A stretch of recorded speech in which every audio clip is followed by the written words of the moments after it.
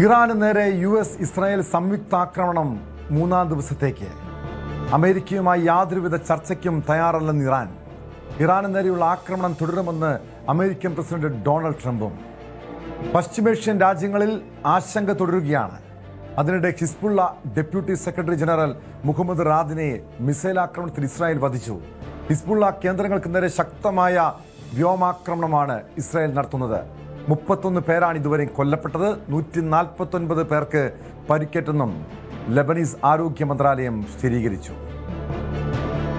വിവരങ്ങളുമായി ന്യൂസ് ഡെസ്കിൽ നിന്ന് അജയ് സുധാബിച്ചു ചേരുന്നുണ്ട്. അജയ്, ഗൾഫ് മേഖല പൂർണ്ണമായും യുദ്ധഭീതിയിലാണ്.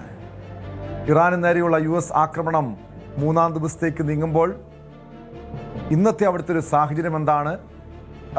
ഏതൊക്കെ മേഖലകൾ കേന്ദ്രീകരിച്ചാണ് ഇപ്പോൾ ആക്രമണം നടക്കുന്നത്? ഇറാൻ ഒരു രീതിയിലുള്ള ചർച്ചയ്ക്കും അമേരിക്കയുമായുള്ള ഒരു ചർച്ചയ്ക്കും തയ്യാറല്ലെന്ന് ഇറാൻ വ്യക്തമാക്കുകയും ചെയ്ത സാഹചര്യത്തിൽ എന്തായാലും ഈ ഒരു യുദ്ധസമാനമായ സാഹചര്യം, സംഘർഷം വീണ്ടും തുടരുമെന്ന് തന്നെ പ്രതീക്ഷിക്കാമല്ലേ?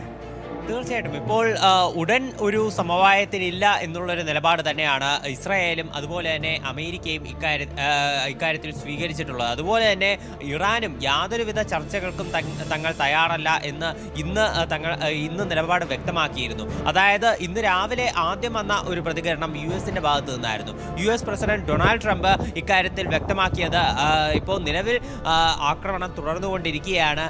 3 അമേരിക്കൻ സൈനികരുടെ ജീവൻ നഷ്ടപ്പെട്ടിട്ടുണ്ട്. അവരുടെ ജീവന് തങ്ങൾ പകരം ചോദിക്കും. അതുപോലെ തന്നെ ഇറാൻ പോലൊരു വലിയ രാജ്യത്ത് നിയന്ത്രണം കൈപ്പിടിയിൽ ഒതുക്കുക എന്നുള്ളത് കുറച്ച് പാടുള്ള കാര്യമാണ്. അതുകൊണ്ട് ഒരു 4 ആഴ്ചയോളം യുദ്ധം തുടരാൻ സാധ്യതയുള്ളതായിട്ട് അദ്ദേഹം പറഞ്ഞിട്ടുണ്ട്. ഇസ്രായേലും കടുത്ത രീതിയിൽ തന്നെ ആക്രമണം തുടരും. അതുപോലെ തന്നെ ജനങ്ങൾ വെറുതെ ഇരിക്കരുത്. ഇറാനിലുള്ള എല്ലാ വിഭാഗം ജനങ്ങളും ഈ അധികാരം പിടിച്ചെടുക്കാനായിട്ട് ശ്രമം നടത്തണം. അങ്ങനെ ഈ ഇറാന്റെ നിയന്ത്രണം അത് ജനങ്ങളുടെ കൈവശം ആക്കണം എന്നും ഇസ്രായേൽ പ്രധാനമന്ത്രി ബെഞ്ചമിൻ നെതന്യാഹു വ്യക്തമാക്കിയിരുന്നു. ഇതിന് എല്ലാ വിഭാഗം ജനങ്ങളോടുമാണ് അദ്ദേഹം ആഹ്വാനം ചെയ്തിട്ടുള്ളത്. അപ്പോൾ ഈ ഒരു സാഹചര്യത്തിൽ ഇസ്രായേലും അമേരിക്കയും തങ്ങളുടെ നിലപാടുകൾ വ്യക്തമാക്കി കഴിഞ്ഞിരുന്നു. അതിനിടയിൽ ഇറാന്റെ ഭാഗത്ത് നിന്നൊരു ആദ്യം പ്രതീക്ഷ നൽകുന്ന തരത്തിലൊരു വാർത്ത, ചില റിപ്പോർട്ടുകൾ ഇന്ന് രാവിലെ വന്നിരുന്നു. അതായത് വാൾ സ്ട്രീറ്റ് ജേർണലിന്റെ ഒരു റിപ്പോർട്ടാണ് ഇന്ന് രാവിലെ വന്നത്. അതായത് ഇറാന്റെ ഇപ്പോൾ നിലവിൽ അവിടെ അധികാരം, ഇപ്പോൾ നിലവിൽ ഭരണപരമായിട്ടുള്ള കാര്യങ്ങളെല്ലാം മുന്നോട്ട് കൊണ്ടുപോകുന്ന അലി ലാരിജാനിയുടെ നേതൃത്വത്തിൽ ഈ ചർച്ചകൾക്ക് തയ്യാറാണ് എന്നുള്ള തരത്തിലുള്ള റിപ്പോർട്ടുകളെല്ലാം വന്നിരുന്നു. എന്നാൽ ഇത്തരം വാർത്തകളെല്ലാം തെറ്റാണെന്ന് അദ്ദേഹം തന്നെ പിന്നീട് സ്ഥിരീകരിച്ചിരുന്നു. അമേരിക്കയുമായി യാതൊരുവിധ ചർച്ചകൾക്കും തയ്യാറല്ല എന്നാണ് ഇറാൻ പിന്നീട് വ്യക്തമാക്കിയത്. അതിനുശേഷം മേഖലയിൽ ശക്തമായി തന്നെ ആക്രമണം തുടരുന്ന ഒരു പശ്ചാത്തലമുണ്ടായിരുന്നു. ഇപ്പോൾ നിലവിൽ അവിടെ എന്തൊക്കെയാണ് നടക്കുന്നതെന്ന് ഏറ്റവും പുതിയ സംഭവങ്ങൾ നമുക്ക് നോക്കാം. ഇപ്പോൾ ഏറ്റവും പുതുതായിട്ട് ആമസോൺ ഒരു പ്രശ്നം റിപ്പോർട്ട് ചെയ്തിട്ടുണ്ട്. ആമസോൺ ഇപ്പോൾ പറയുന്നത് അവരുടെ ഒരു ക്ലൗഡ് ഡിവിഷനുകൾക്ക് കണക്ടിവിറ്റിയും അതുപോലെ തന്നെ പവർ ഇഷ്യൂസും നേരിടുന്നു എന്നാണ് പറഞ്ഞത്. UAE-യിലും ബഹ്റൈനിലും അവരുടെ ക്ലൗഡ് സർവീസുകൾ സ്ഥിതി ചെയ്യുന്നുണ്ട്. ഇവിടെ രൂക്ഷമായിട്ടുള്ള ഒരു പവർ ഇഷ്യൂസും അതുപോലെ തന്നെ കണക്ടിവിറ്റി ഇഷ്യൂസും നേരിടുന്നതായിട്ടാണ് ആമസോൺ വ്യക്തമാക്കിയിട്ടുള്ളത്. അത് അവർ അതിലൊരു ആശങ്കയും രേഖപ്പെടുത്തിയിട്ടുണ്ട്. ഇപ്പോൾ ഇറാൻ ആക്രമണം തീർച്ചയായിട്ടും ഇതേ മേഖലകളിൽ തന്നെ ശക്തമായി തുടർന്നുകൊണ്ടിരിക്കുകയാണ്. ഇപ്പോൾ അത് കാരണമാണോ ഇത്തരമൊരു കണക്ടിവിറ്റി ഇഷ്യൂ ഉണ്ടായത് എന്നതടക്കമുള്ള ഒരു സംശയങ്ങളുണ്ട്. അതുപോലെ തന്നെ ഇപ്പോൾ സൗദി അറേബ്യയിലുള്ള ഒരു എണ്ണ സംഭരണ കേന്ദ്രത്തിൽ നിലവിൽ ആക്രമണം നടന്നിട്ടുണ്ട് എന്നുള്ളൊരു റിപ്പോർട്ട് പുറത്തു വരുന്നുണ്ട്. അവിടെയുള്ള ഹാസ് നദുറ എന്ന് പറയുന്ന സ്ഥലത്താണ് ഇത്തരമൊരു ആക്രമണം ഉണ്ടായത്. അവിടെ നിന്ന് പുകയും തീയും ഉയരുന്ന ചില ദൃശ്യങ്ങളും പുറത്തു വന്നിട്ടുണ്ട്. എന്നാൽ ആളപായം ഉണ്ടായിട്ടുണ്ടോ, ആർക്കൊക്കെ പരിക്കേറ്റിട്ടുണ്ട് എന്നതിനെ സംബന്ധിച്ചുള്ള വിവരങ്ങളൊന്നും നിലവിൽ പുറത്തു വന്നിട്ടില്ല.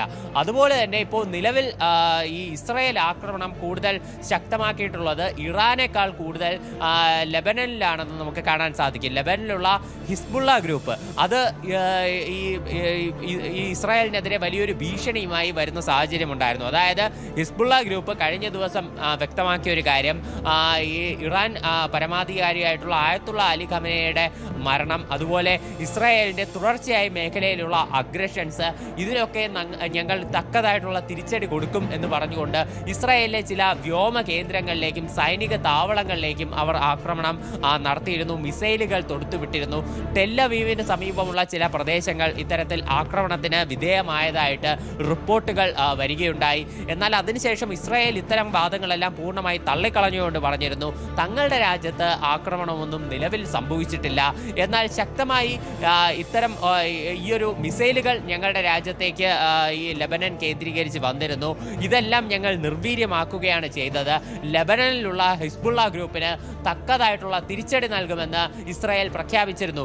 ഇതുവരെ ഞങ്ങൾ സ്വീകരിച്ചിരുന്നത് ഒരു ഡിഫെൻസീവ് മെത്തേഡാണെങ്കിൽ ഇനി മുതൽ ഞങ്ങൾ ഒരു ഒഫെൻസീവ് മെത്തേഡാണ് സ്വീകരിക്കാൻ പോകുന്നത് എന്ന് പറഞ്ഞുകൊണ്ട് ലെബനന് നേരെ ആക്രമണം നടത്താൻ ഇസ്രായേൽ തീരുമാനിക്കുകയായിരുന്നു. അതിൻ്റെ ഭാഗമായി ഇന്ന് രാവിലെ മുതൽ ലെബനന്റെ വിവിധ പ്രദേശങ്ങളിൽ ഇസ്രായേൽ കടുത്ത ആക്രമണങ്ങൾ നടത്തി. പ്രധാനമായിട്ടും അവരുടെ തലസ്ഥാനമായിട്ടുള്ള ബെയ്ററ്റിലടക്കം ആക്രമണം നടന്നിരുന്നു. ബെയ്ററ്റിൽ ആക്രമണം നടന്നതോടുകൂടി ഇത് ജനങ്ങൾ തിങ്ങിപ്പാർക്കുന്ന മേഖലയാണ്. ഒരുപാട് ജനങ്ങൾ അധിവസിക്കുന്ന പ്രദേശമാണ് ബെയ്ററ്റ്. അപ്പോൾ ഇവിടെയുള്ള ജനങ്ങൾ പരിഭ്രാന്തരായി സിറ്റി വിട്ട് ഉടൻ പുറത്തേക്ക് മറ്റ് പ്രദേശങ്ങളിലേക്ക് കുടിയേറുന്ന ഒരു അവസ്ഥയാണ് ഇന്ന് രാവിലെ മുതൽ ഉണ്ടായത്. ഇത് കാരണം മേഖലയിൽ കടുത്ത ഗതാഗത കുരുക്കും ആളുകൾക്കിടയിൽ പ്രശ്നങ്ങളും ഉണ്ടായി. അതുപോലെ തന്നെ ബെയ്ററ്റിൽ മാത്രമല്ല ഈ ലെബനന്റെ തെക്കൻ പ്രദേശങ്ങളിലും ഇസ്രായേൽ ആക്രമണം നടത്തിയിരുന്നു. ഈ ലെബനന്റെ തെക്കൻ പ്രദേശങ്ങൾ കേന്ദ്രീകരിച്ചാണ് ഹിസ്ബുള്ള ഗ്രൂപ്പ് പ്രധാനമായിട്ടും പ്രവർത്തിക്കുന്നത്.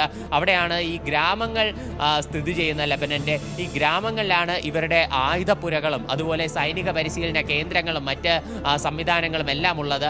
ഇവിടങ്ങളിലും ഇസ്രായേൽ ആക്രമണം നടത്തിയിരുന്നു. പല ആയുധപ്പുരകളും തകർത്തതായിട്ടാണ് വിവരം ലഭിച്ചിട്ടുള്ളത്. മൊത്തം ഇപ്പോൾ ഈ ലെബനനിൽ നടത്തിയിട്ടുള്ള ആക്രമണങ്ങളിൽ മൊത്തം മരണസംഖ്യ 31 ആയതായിട്ട് ലെബനന്റെ ആരോഗ്യ മന്ത്രാലയം സ്ഥിരീകരിച്ചിട്ടുണ്ട്.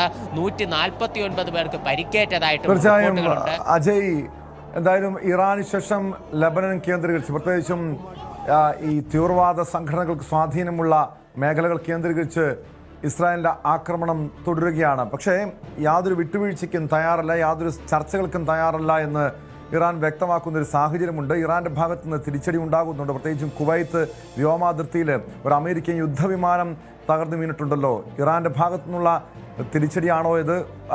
നിലവിൽ അത്തരമൊരു പ്രകോപനം ആരുടെ ഭാഗത്താണ് ഉണ്ടാകുന്നത്?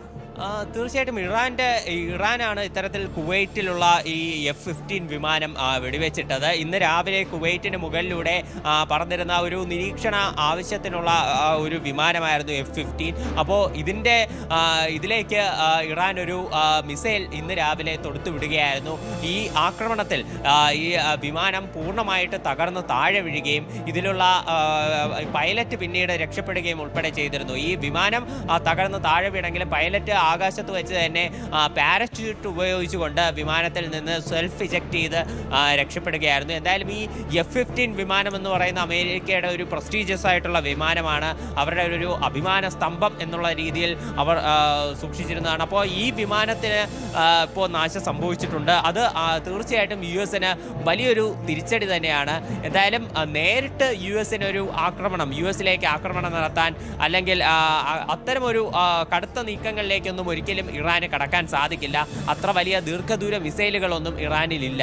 പക്ഷേ ഈ സൈനിക കേന്ദ്രങ്ങൾ, ഇവിടെയുള്ള മിഡിൽ ഈസ്റ്റിലുള്ള സൈനിക കേന്ദ്രങ്ങൾ, ഇതുപോലെ US-ന്റെ ആയുധങ്ങൾ, ഇവയ്ക്കെല്ലാം ശക്തമായിട്ടുള്ള ഒരു തിരിച്ചടി കൊടുക്കാൻ, ഇവയെല്ലാം നശിപ്പിക്കാൻ ഇറാന് വേണമെങ്കിൽ സാധിക്കും. അതിൻ്റെ ഒരു ഏറ്റവും വലിയ ഉദാഹരണം തന്നെയാണ് ഈ F-15 വിമാനത്തിന് ഈ നാശം സംഭവിച്ചത്. അതുപോലെ തന്നെ പല സ്ഥലങ്ങളിലും ഇത്തരത്തിൽ ഇറാൻ ആക്രമണം കൂടുതൽ വ്യാപകമാക്കിയിട്ടുണ്ട്. അതിലേറ്റവും പ്രധാനം കുവൈറ്റിലുള്ള US എംബസിയിലേക്ക് നടന്ന ആക്രമണമാണ്. ഇന്ന് രാവിലെയാണ് ഇത്തരത്തിൽ US എംബസിയിലേക്ക് ആക്രമണം നടന്നത്. ഇത്തരത്തിലൊരു ആക്രമണത്തിന്റെ സാധ്യത US കുറച്ച് ദിവസങ്ങൾക്ക് മുൻപ് തന്നെ പ്രവചിച്ചിരുന്നു. ഇത് കാരണം അവിടുത്തെ നയതന്ത്ര ഉദ്യോഗസ്ഥർക്കും മറ്റ് പ്രതിനിധികൾക്കും US പ്രത്യേക നിർദ്ദേശം നൽകിയിരുന്നു. ഇത് കാരണം ഇന്ന് രാവിലെ അവർ ഈ US എംബസിയിൽ എത്തിയിരുന്നില്ല. അവർ ജാഗ്രതയിൽ സുരക്ഷിത കേന്ദ്രങ്ങളിൽ താമസിക്കുകയായിരുന്നു. ഈ ആക്രമണം നടന്നതിന് ശേഷം US എംബസിയിലെ നയതന്ത്ര ഉദ്യോഗസ്ഥരുടെ ഭാഗത്ത് നിന്ന് പ്രതികരണം വന്നിട്ടുണ്ട്. അവർ സാമൂഹ്യ മാധ്യമങ്ങൾ വഴി ഇവിടെ കുവൈറ്റിലുള്ള US പൗരന്മാരോട് ജാഗ്രതയോടെ ഇരിക്കണമെന്ന് പറഞ്ഞു. കൂടുതൽ വാർത്തകൾക്ക് News 18 Keralam YouTube channel subscribe ചെയ്യുക.